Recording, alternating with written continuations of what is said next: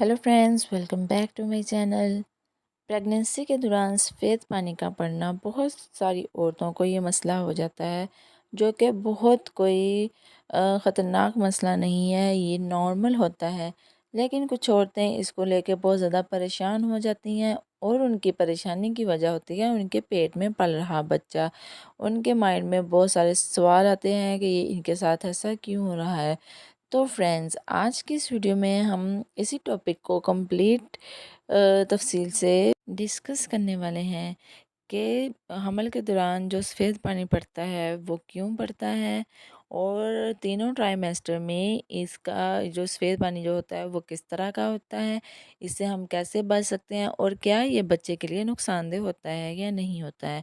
अगर आप भी इन चीज़ों के बारे में जानना चाहते हैं तो वीडियो को पूरा ज़रूर देखिएगा।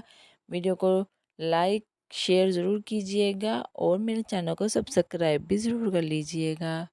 तो आइए फ्रेंड्स, सबसे पहले ये जान लेते हैं कि ड्यूरिंग प्रेगनेंसी वाइट डिस्चार्ज के आने की वजह क्या हो सकती है। हमल के दौरान जो एक प्रेग्नेंट वुमेन की बॉडी होती है ना, वो एस्ट्रोजन ज़्यादा बनाना शुरू कर देती है, जिसकी वजह से वाइट डिस्चार्ज भी ज़्यादा हो जाता है। और जैसे जैसे पेट में बेबी का साइज़ बढ़ता है वो सर्वैक्स पे उसका प्रेशर आता है, ठीक है, उसकी वजह से भी वाइट डिस्चार्ज ज़्यादा हो जाता है।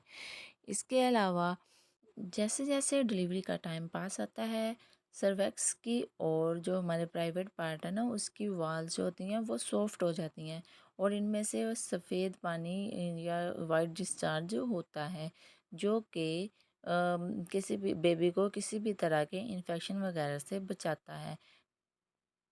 तो अब बात कर लेते हैं कि प्रेगनेंसी के कौन से ट्राइमेस्टर में डिस्चार्ज किस तरह का हो सकता है।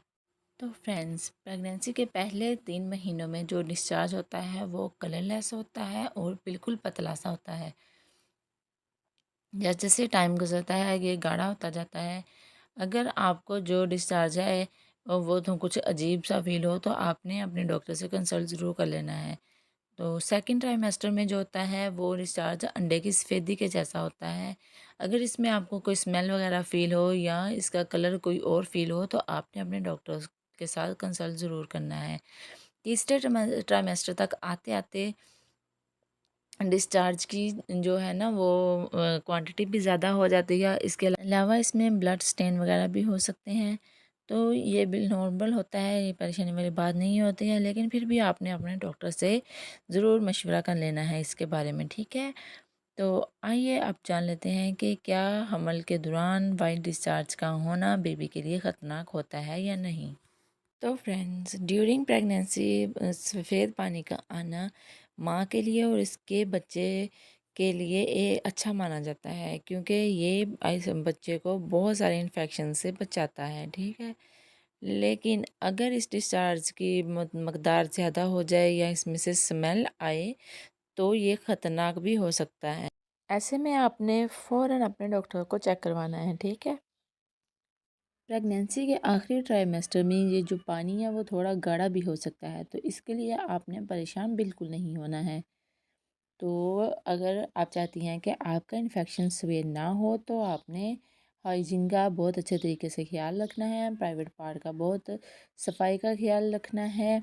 इसके अलावा आपने अंडरगारमेंट्स वगैरह जो हैं वो कॉटन की यूज़ करनी है। इससे जो होता है वो इन्फेक्शन का ख़तरा बहुत कम हो जाता है। तो ये थी आज की वीडियो। उम्मीद है कि आपको अच्छी लगी होगी। वीडियो को लाइक और शेयर ज़रूर कीजिएगा और मेरे चैनल को सब्सक्राइब ज़रूर कर लीजिए। मिलते हैं नेक्स्ट किसी ऐसे ही इंफॉर्मेटिव वीडियो में, तब तक के लिए अल्लाह हाफिज़।